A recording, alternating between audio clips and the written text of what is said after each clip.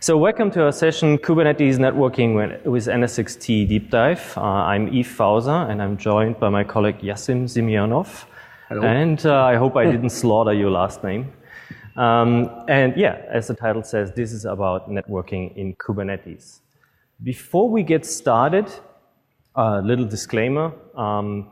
What you will see now is subject to change due to market conditions where we might decide to change things due to technical feasibility, etc. So put that into your planning that things can change. Okay, the way we structured this session is we will start off with an overview of NSX-T, but this will be a very short overview. Some of the core concepts, because when we talk about the integration, we will talk about some of the elements of NSX-T, and having an overview of NSX-T will give you a better understanding of the overall solution. And the same holds true for the Kubernetes overview. We'll go through some core concept of Kubernetes so that the integration actually makes sense. Then we'll show you what we do, what we integrated, and we'll go through a demo. Actually, Yasin is going to show us the demo. Please hold the questions to the end. We hope to have like 5 minutes or more of time for questions if we manage our timing correctly. Okay, NSX-T overview. You saw that slide in today's keynote, NSX everywhere. So we're executing on that vision, where NSX is a multi-hypervisor, public cloud, private cloud solution, and also for platforms for third generation apps. And here we're talking about things like Cloud Foundry, but also Kubernetes. And this talk, as you should all know because you're here, is about Kubernetes and how we integrate with it. Okay, what are the fundamental layers of the NSX-T architecture? First of all, we have the data plane layer. And the data plane layer here has three types. Three types of what we call transport nodes that make up the data plane layer. One type of transport node is the hypervisor, and here we're talking about ESXi and KVM today. Okay? Here we have our vSwitch that is processing packets that come from VMs or containers. Then we have a layer 3 gateway. That's our edge node, and I will talk a bit more about the edge node in 2 slides from now. And this is where we have a high-performant entry point and exit out of the virtual networks in the hypervisor layer, so in the overlay. This is our layer 3 gateway where we connect you to the outside world, to the physical network. And we have an equivalent on the layer 2, which is the layer 2 bridge. So here we can connect workloads that run on logical switches in the overlay to VLANs, to layer 2 segments, and they share the same layer 2. Okay? On the control plane side, we have a cluster of 3 controllers. They run as VMs. And, well, the controller cluster is here to talk to the data plane and to translate the intent that we have in the management plane to the data plane, to distribute informations like what MAC address, what IP address is reachable on what hypervisor. So it distributes tables to the hypervisors. And then we have the management plane, where we have NSX Manager that takes this configuration intent from the cloud portal layer, which could be OpenStack, it could be VRA, it could be any kind of cloud consumption, and Kubernetes, right? And you're here for Kubernetes. And so the management plane gets those API calls from the upper layer and then translates that to what the controllers understand. Digging more deep into that. So here, I make a configuration. This could be in the UI also. I mean, NSX Manager gives you an UI, or through the API, through the cloud consumption layers, through things like Kubernetes, etc. Then this configuration is persisted in the NSX Manager database, and it's then communicated to the controllers. The controllers now know what to do. They now know how to translate that logical switch into something that the data plane understands. How to transport the information of logical ports, which are MAC addresses, IP address entries, etc., and to distribute that to the data plane so that the data plane knows what to do. So that's fundamentally how the architecture of NSX-T looks like. Okay, then on the data plane side, I want to mention something. We are using an encapsulation protocol, so to transport the packets from hypervisor to hypervisor, which is Geneve. Geneve is like the next generation encapsulation protocol that follows VXLAN. It's a standard, and we have hardware vendors embracing it. We have software vendors embracing it. What Geneve gives us is we can put more metadata into the header of the packet. And you will see that in one of the slides I have, where we have traceflow, which is a tool to see on the logical layer for each hop in the system what happened, right? And where something got dropped. And this additional metadata is in the header that Geneve gives us, so in the more advanced header space. Okay, and else it's an overlay solution like you would expect it to be, right? It's like NSX for vSphere or other products where we transport packets encapsulated in with Geneve headers. Then one very important thing to understand is our new routing architecture. And here we have two tiers of routing, tier 0 routers and tier 1 routers. And what this is an administrative construct. It's not the difference between distributed routing and centralized routing or something like that. It's just that tier 0 router is what an admin pre-creates in the environment, and the tier 1 routers is what tenants create through the cloud consumption layer. Those tenants could be OpenStack tenants. If they create a virtual router in OpenStack, it's going to be a tier 1 router in NSX-T. That tier 1 router is connected to the tier 0 router, and here's where we connect to the outside world and where we announce those routes through things like BGP, etc. And you will see that also with Kubernetes. We map the tenant to a namespace, something I will explain in a few slides. And if we see a namespace, we create a tier 1 router, and we attach it. Now, both tiers of routing are distributed or centralized based on if you need services or not, right? So there is not this distinction between tier 0 routers have to be centralized and tier 1 routers have to be distributed. It's based on how you configure it and if you use services. Now, where do those services live? Things like NAT, firewalling, etc. need some central place to be processed. Or also DHCP, we are supporting a DHCP server in the system. This central place is the edge gateway. And the edge gateway is a piece of software you either deploy as a VM or you deploy as an appliance. And in both cases, it's really high performant. We're talking about things like 40 gigs per core, right? And those edge gateways are both the entry point and exit point out of the overlay into the physical network. But they're also the place where we do NAT and those kind of functionalities. Okay?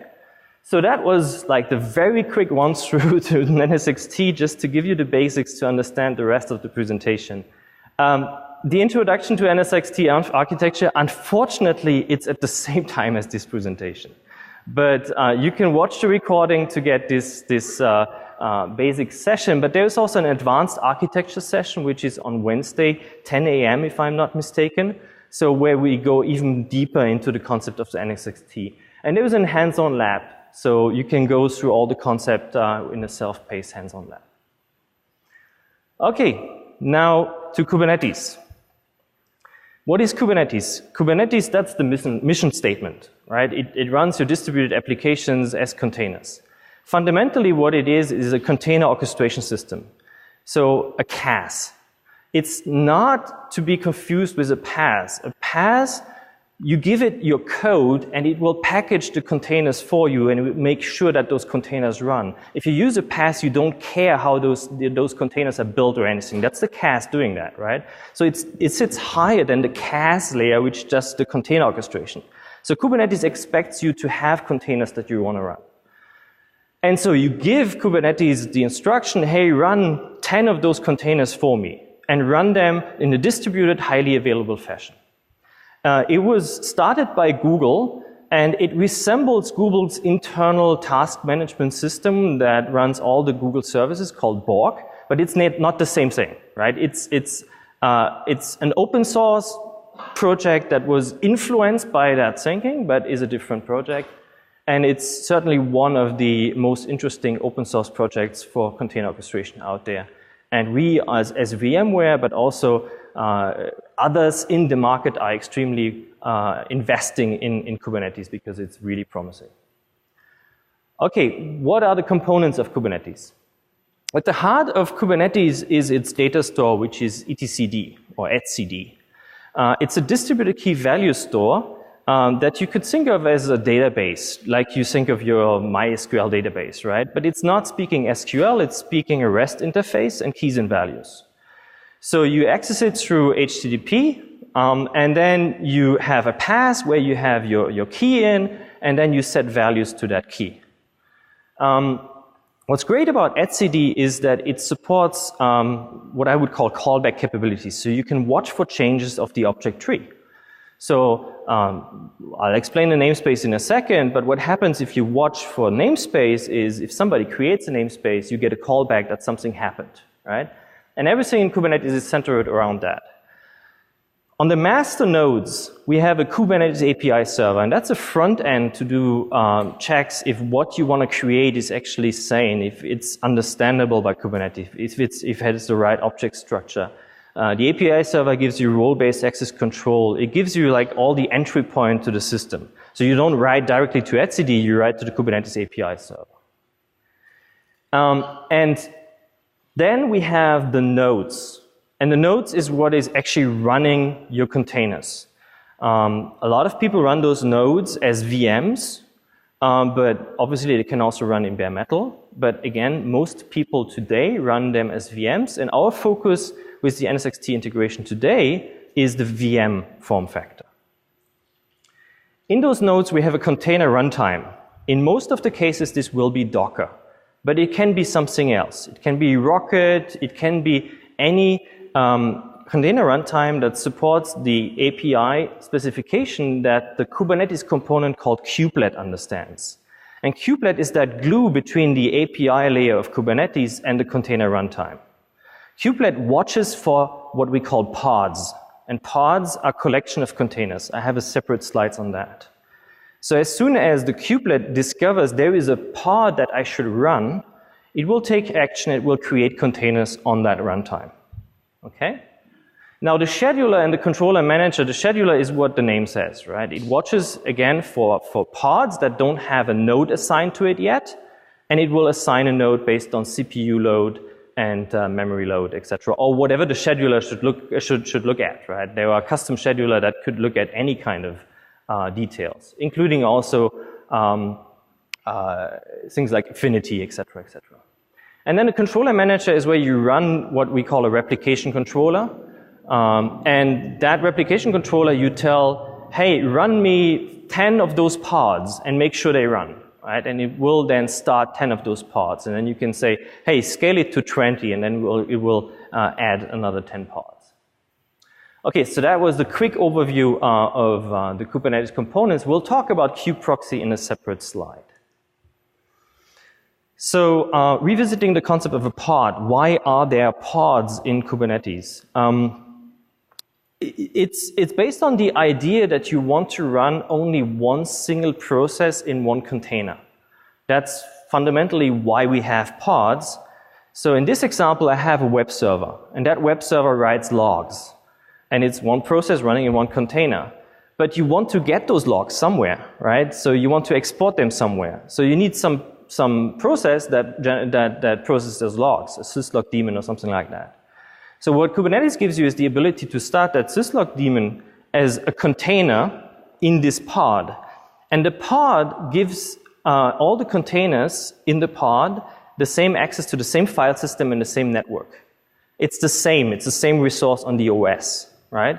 And so now, in our example, the web server writes the logs, the syslog-d process sees those logs on the file system and can now send them out through whatever means. It can send them out through syslog, or it can send them to some centralized collector.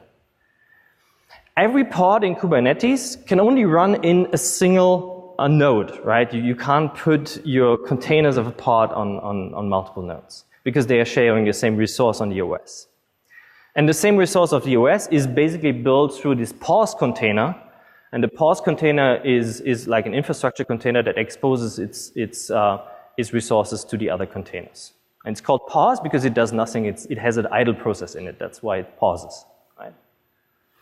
Okay, every pod has a single IP address that is unique in the cluster, right? And it's fundamental to Kubernetes that every pod needs to be able to reach every other pod for Kubernetes to work.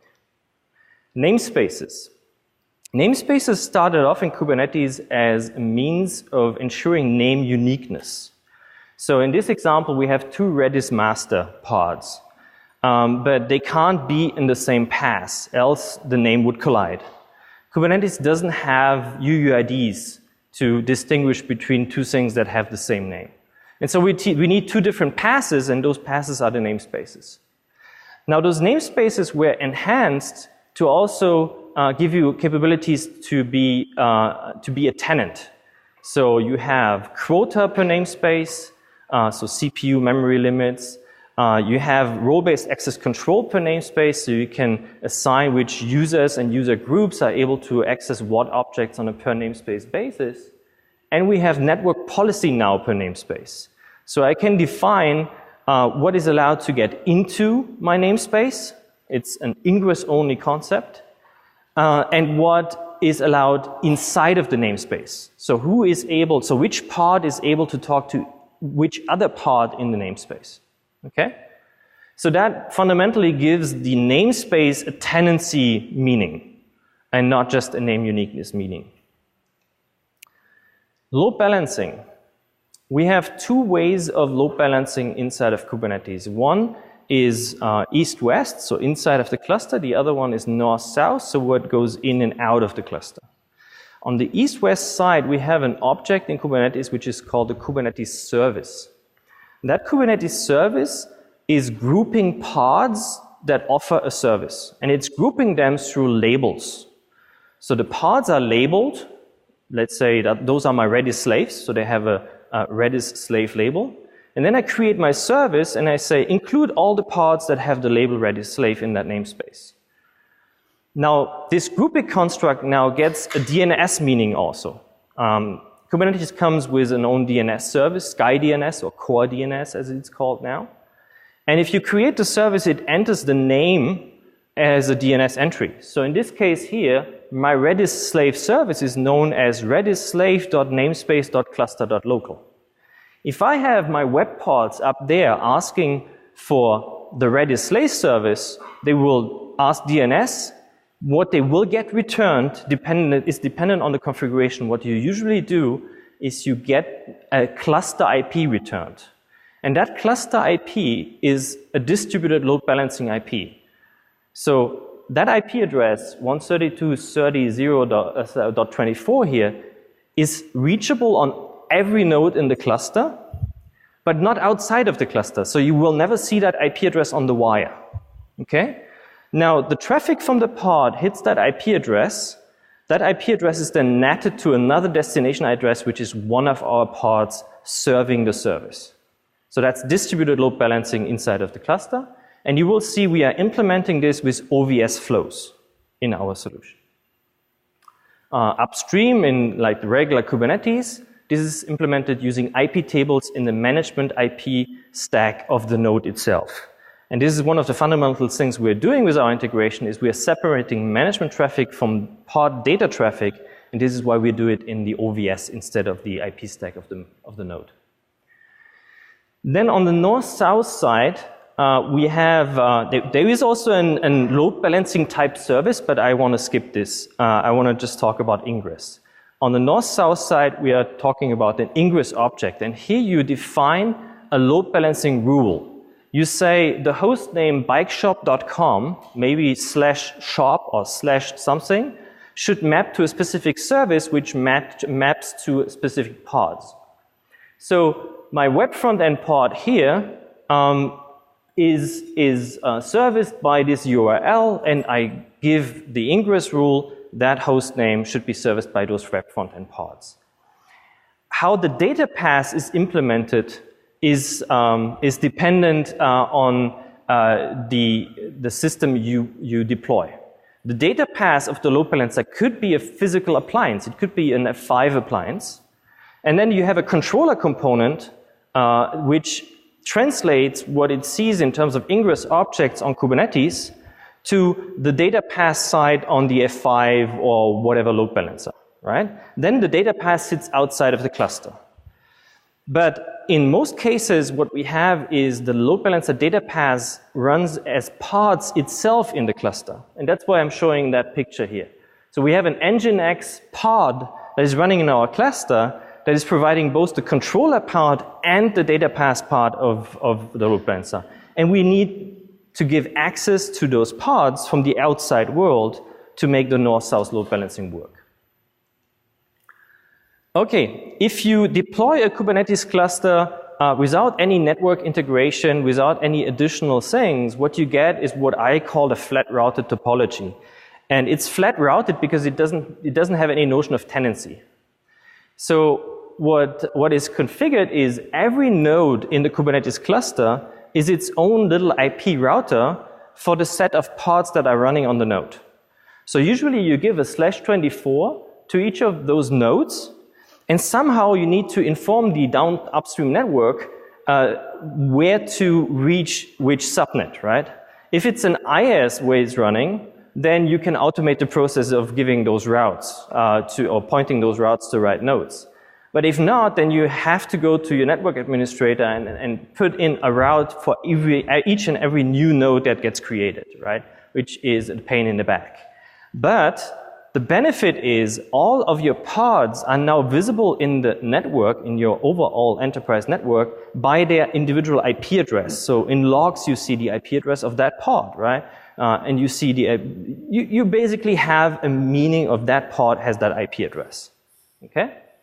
Now, since the idea of having these routing entries is a little bit problematic, especially if you are in public cloud, what most people tend to use is overlays. And one of the examples of the most popular one is Flannel. But there are like tons of overlay solutions out there for container clusters. Now what happens here is we still have routing per node. We still have a subnet per node, but through some like centralized key value store, etcd is used in most cases, but it could be also something else. All of those nodes know which subnet is, and they encapsulate the traffic with an additional IP header, and they send it from node to node. So it's just an overlay like we know from NSX and other overlay technologies, but now it's on the node side. The drawback is if the IaaS itself is already implementing overlays, then you have double encapsulation. And double encapsulation means you're basically breaking the capabilities of accelerating the traffic in the NICs. Right? And it's kind of ugly, but it works.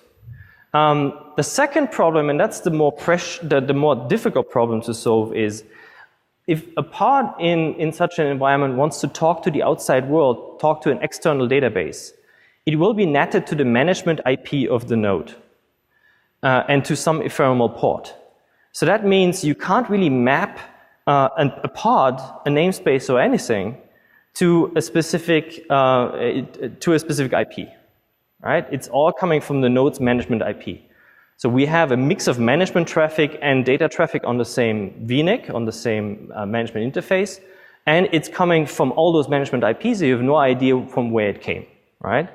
For the ingress traffic, you use an ingress controller, right? That's not really the big problem, but you still have to map the external side to that ingress controller. So it's solving the routing challenge, but it's coming with its own baggage. So now, what do we do and how do we do it differently? So first of all, we decided to give the namespace a network meaning. So if I create a new namespace in Kubernetes, we will create a topology for it. So we will create a tier 1 router, and we will create a logical switch. We will attach that logical switch to the tier 1 router, and we will give that segment an IP subnet. NSX has an IPAM now, so we configure an IP block, and from that IP block we get a subnet, right? Now in this case, I'm showing the standard namespace, and here we are creating also an SNAT entry on the tier 0 router. And we're doing that because we want to preserve IP address space of precious routed IP space in the enterprise. So this would be more for the use cases of where developers push a lot of stuff just for testing for a couple of hours and kill them later on. In those cases, we are fine. We don't want to have this visibility of IP addresses, etc. We want to save IP address space, so we take a standard namespace with SNAT. Now, we can still identify that specific namespace by its SNAT IP, because we create a pool of SNAT IP addresses, and the traffic from that namespace will come from only this one IP address. And if I have a second namespace created, it will be a different SNAT IP address. So we can still differentiate between namespaces by IP address, but not between individual pods. If we then create our pods, those get connected to the logical switch, and they have a logical port on NSX. And that logical port is just like a VM port. We have counters, we have all the features. We have flow records, we can redirect traffic to a monitoring station, etc. And we attach the firewall, basically, in front of the pod to do microsegmentation. If we run out of IP address space, we create another logical switch. So we scale out, up and down the logical switches and the needed IP subnets per namespace. Okay, now if somebody wants to create a routed namespace, you can annotate the namespace with SNAT, no SNAT true. In this case, we will not create an SNAT entry on the tier 0 router, and we will select the subnet from a different IP block. That gives us the capability to have direct routing. And so the tier 0 router will now, if you configure it to use BGP, announce that new subnet to the outside world. And now all of your pods are identified by their specific IP address and by the subnet which is allocated to that pod. And you have direct routing between those namespaces through the Edge Gateway Appliance, which gives you a very high performance entry point and exit point of the overlays. Okay, security. We have two approaches to security. We have a more predefined approach, a predefined label approach, or admin rules, as we would call it, and we have Kubernetes network policy. This slide is about the admin rules. So here what I can do is I can create a grouping object in NSX called NS groups, and I can say all the pods that have a specific tag on it should be member of that security group. Now, in Kubernetes, I can assign a label to a pod. And what we will do in our integration is we will copy that label to the port as a tag, and that now matches the group that I created, and that group I can match in my rule set. So that rule set can be very, it can be very diverse. It can be ingress and egress. It can include both VM objects and Kubernetes pod objects. So we can mix and match everything. While on the network policy side, we can only match on things that the cluster knows about, the Kubernetes cluster knows about, and we can only do ingress. But still, it's important for us to support network policy in Kubernetes, because here, the benefit of that is the developer can create its own rules, and it can be part of the code, right? Part of your deployment spec of your containers is also the security attached to it. And we support that too.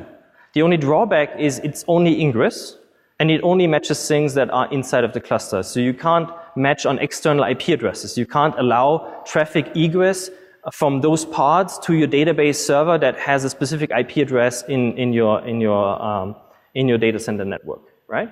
But still, it's a very powerful construct which is now released as stable in Kubernetes 1.7.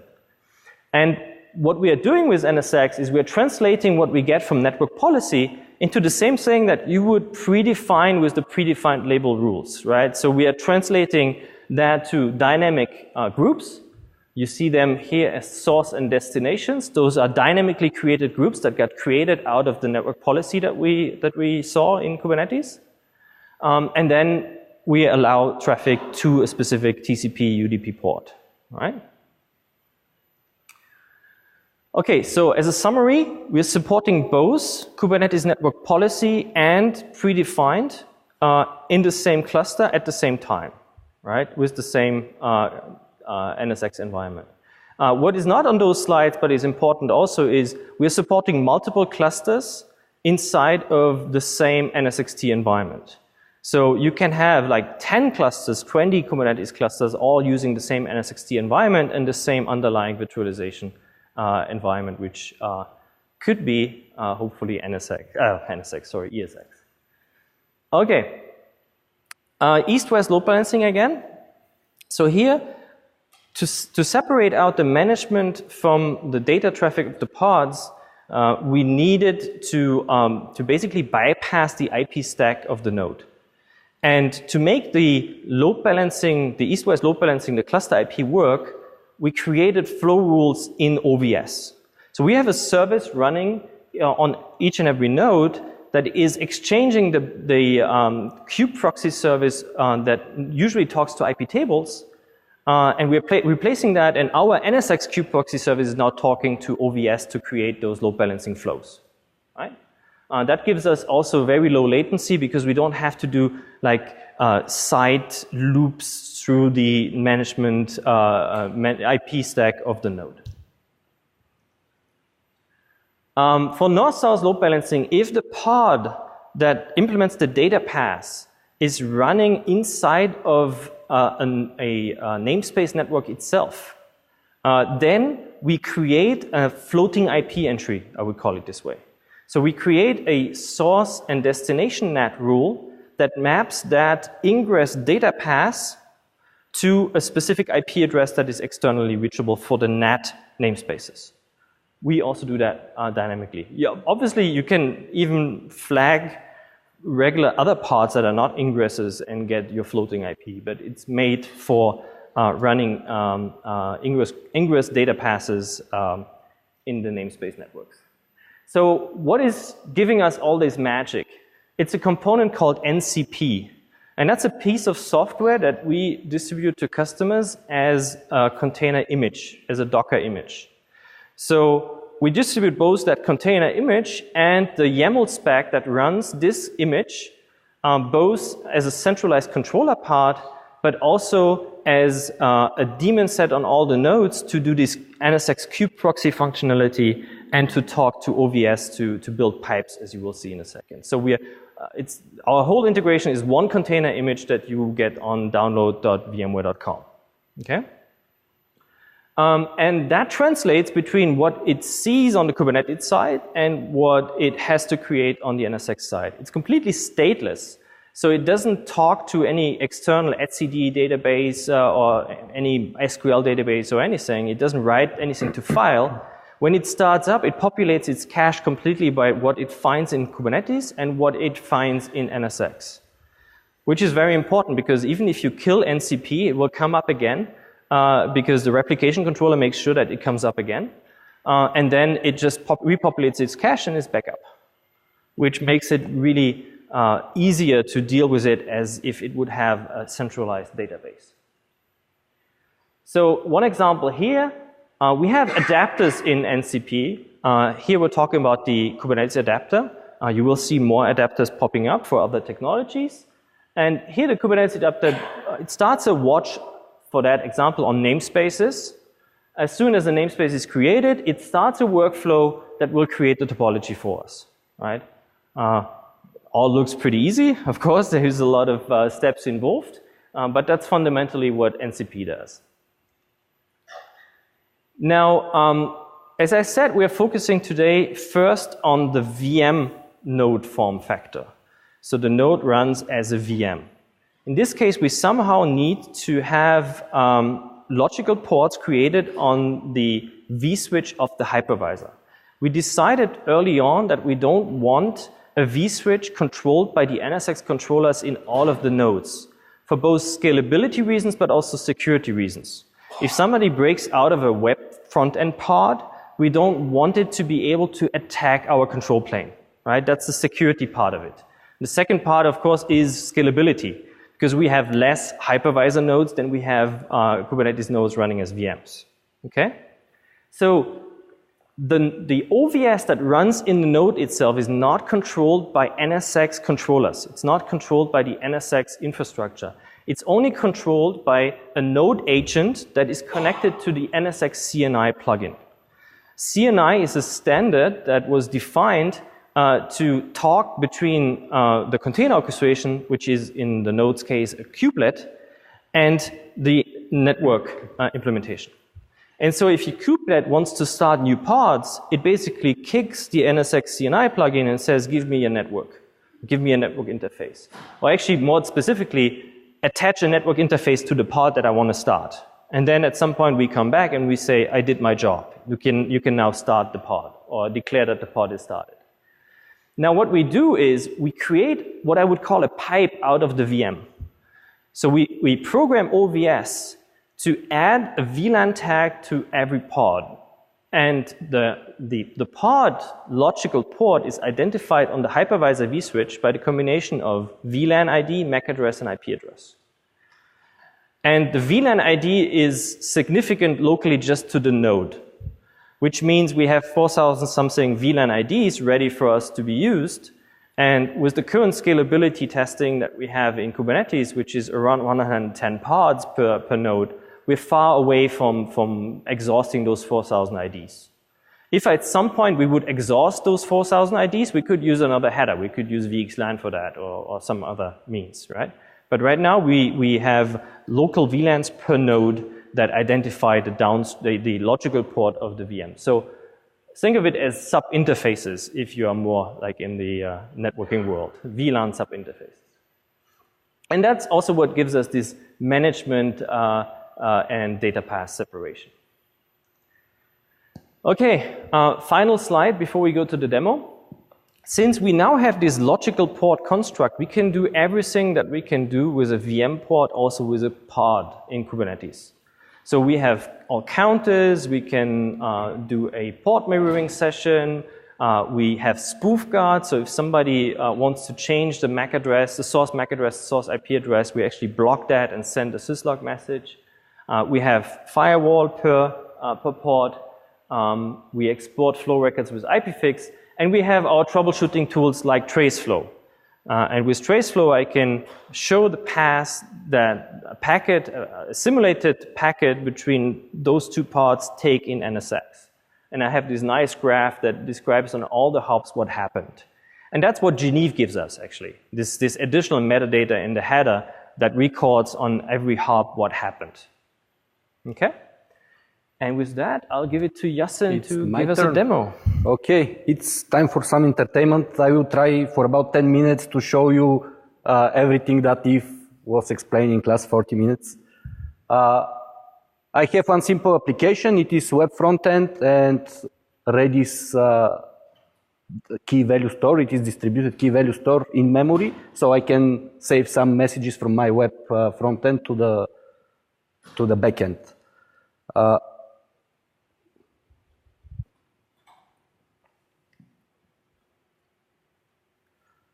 So I can deploy the whole application with just one single YAML specification, but I intentionally split it on several YAML files in order to be able to explain what I'm doing.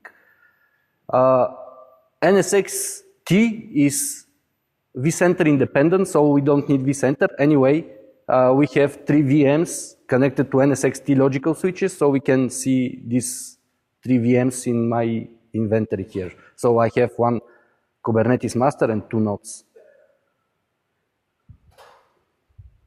So let me show you the same here. Is it visible Make it from the back? bigger. Okay. So I have one Kubernetes master and 2 nodes.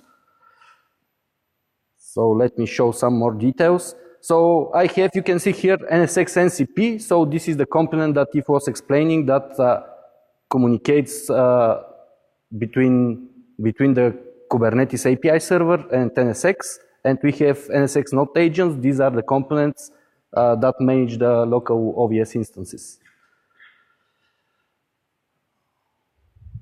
So currently I have 3 namespaces. They come with Kubernetes by default. So default, kube public, and kube system. And I can show you, we have here logical routers, and we have T1 router per namespace, default, kube public, and kube system. I have the same also here in the switching. So I have one logical switch per namespace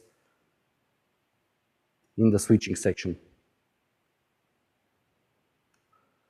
I'm going to create one new namespace called VMworld, and just want to show you how this appears here. So if you remember the switches part, if I refresh, you see that I have a new logical switch called VMworld. If I go back to the logical routers, I have new T1 router called VMworld. So this is the specification for my front end. I have one service. So my application is called NSX Redis, and everywhere I put this label, up NSX Redis. This is how I can recognize my application from the other applications. And this is my front end, so I have added additional label, tier front end. And I want 2 replicas of my pod, and yeah, with the labels. So I will create this now. So I want to create these 2 replicas with the service in VMworld namespace. Okay, let's see.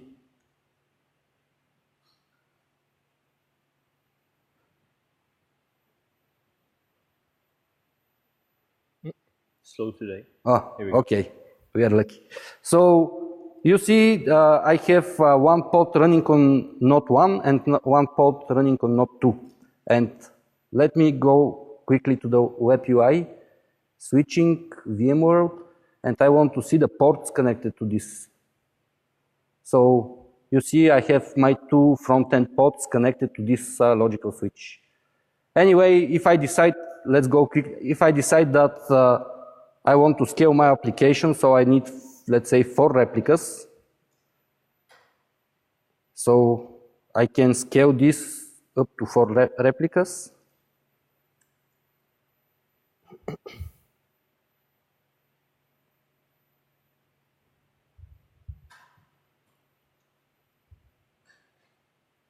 Okay, they're running.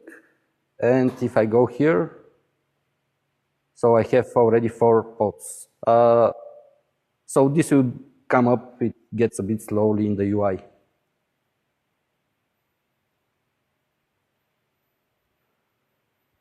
Okay.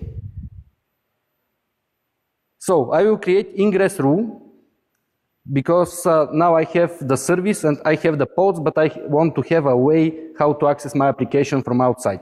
Let me print what I have in this YAML spec.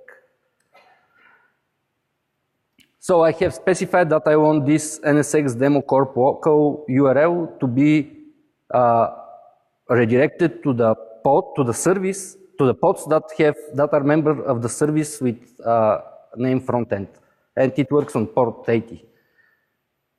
So if I'm lucky enough, I should be able to open my web frontend now.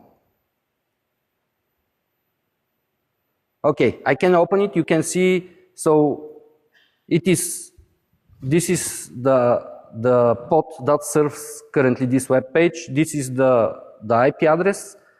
And I want to save some messages to my Redis backend. But as you can see, it doesn't work because I don't have the Redis backend yet. So this is just an example from Kubernetes GitHub, how to deploy Redis, so it is nothing specific to me. The only thing that I put here is the app NSX Redis, so I want to be able to recognize that this Redis deployment is part of my application. And let's create it.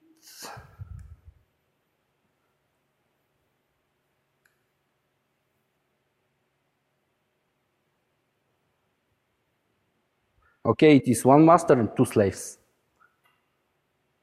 While we are waiting, again, Redis is distributed in memory key value store. So, okay, looks ready. And if I go here in the NSX manager, and if I refresh this,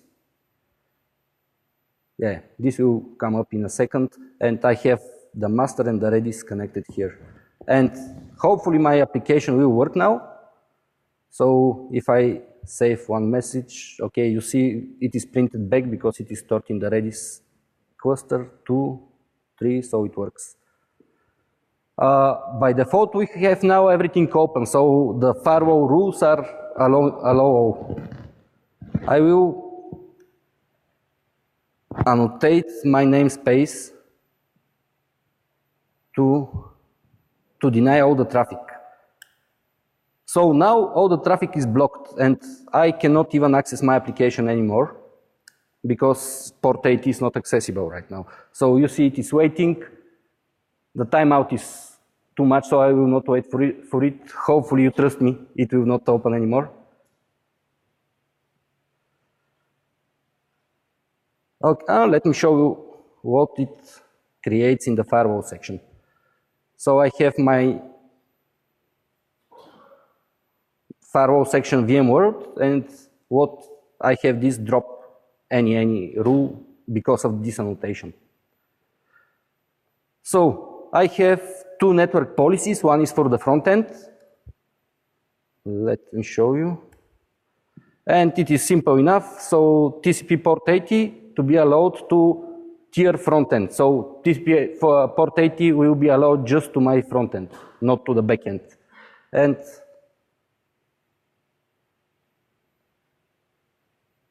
I will create it. So if I go back to my page, okay, now it works, but you see my messages are not here. And if I try to put new messages, they don't work because the Redis TCP port is not allowed. So I'm going to allow it. So 6379 is the Redis port that communicates. So my front end needs to communicate with the Redis server on this port, and the Redis server itself needs to communicate between the nodes on this port. So as a matching criteria, I put my whole application. It is not just the front end, but I want the whole application to be able to reach the Redis cluster on this port.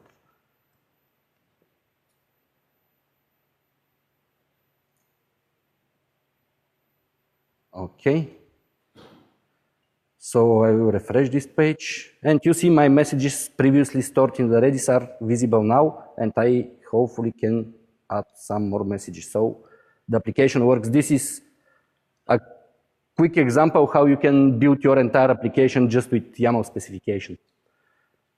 So if was explaining how to do this manually, so in general, you can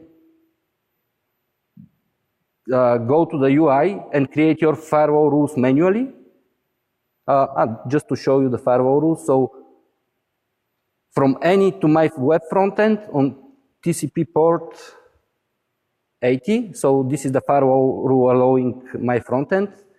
And this is the firewall rule on this Redis port. And so these groups here contain my resources. So I have the backend here, you can see, because my allow backend communication matches my entire application. So we have seven logical ports here. So these are all ports, the front end and the Redis backend. And if I go to allow front end, it is just the front end because of the label. And I can show you the matching criteria. So you can specify I want to match in the security group logical port with scope tier tag frontend. So this is how we specify which pods to be members of this security group. And after that, you can even manually go and create firewall rules based on these security groups, or using Kubernetes network policy. Okay, I think that's it. That's it? So, okay, yeah. Good. So let's...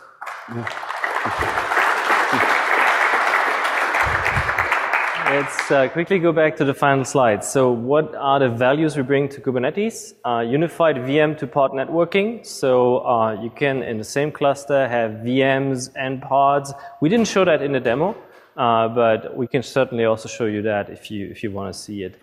Just come to us. Microsegmentation, both with network policy in Kubernetes and predefined label-based rules. The network visibility is enhanced with things like IPFix, with counters per port, etc., mirroring sessions. And it's a fully enterprise supported solution by VMware with NSX. You can go and play with it. We have a hands-on labs for it, so have a try. It's still based on an alpha version, but it works fine. So it's a bit different from the UI, but the concepts are the same, so you will learn a lot from that. And I'll just stay on that slide, which gives you some pointers, and we'll go into Q&A. While you look at that slide. If you have questions, please go to the mic because the session is recorded. Thanks, great presentation. Along the way you mentioned type external, type load balancer. So if one's not using Ingress controller, do you handle type external? We have that in our longer term planning to be able to also support the external service type load balancer. Not in this release, so come to me afterwards and we can discuss. Thank you.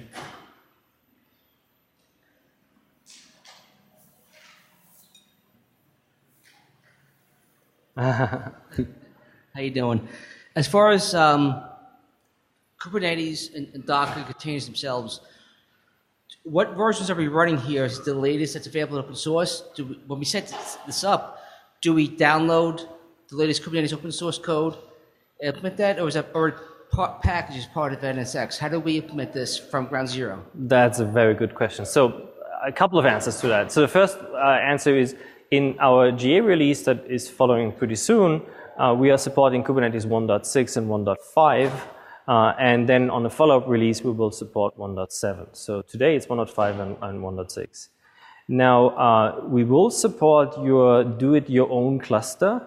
But mid and longer term, definitely what our future is to integrate into distributions of Kubernetes. And there are several out there that we are all supporting and working with. All right, and so a lot of the new security features in Kubernetes that really makes it enterprise ready is still very new, still very beta, alpha even, some of the new things coming out right now. So at support levels, when you go into customers, are we going bleeding edge or are we going, available GA code when it comes to Kubernetes? So again, for the GA, we are supporting 1.6, which has network policy in the beta state. It's the same code as in 1.7. It's just the API changed a bit between 1.6 and 1.7. That's why we are hurrying to also support 1.7 to have the released network policy code. Yeah, does that answer your question? Or? Yeah, and then if a client wants to go bare metal, how can we do a bare metal implementation with this type of architecture? So again, we're looking also long-term on bare metal.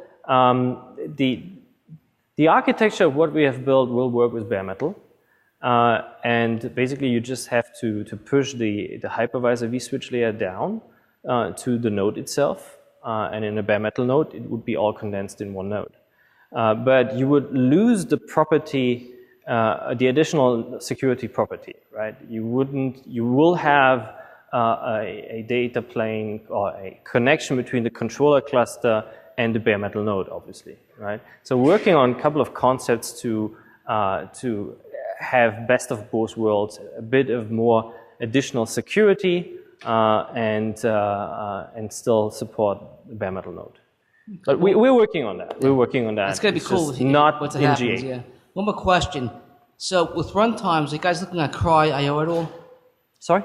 With the runtimes, are you looking at Cry IO?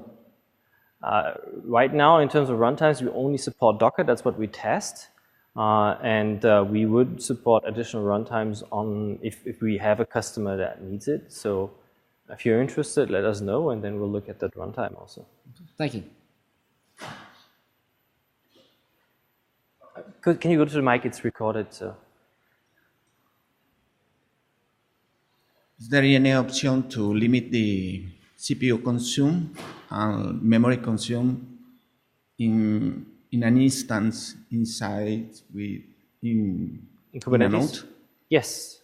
So you can define your parts back how much CPU memory you want to assign. Yes.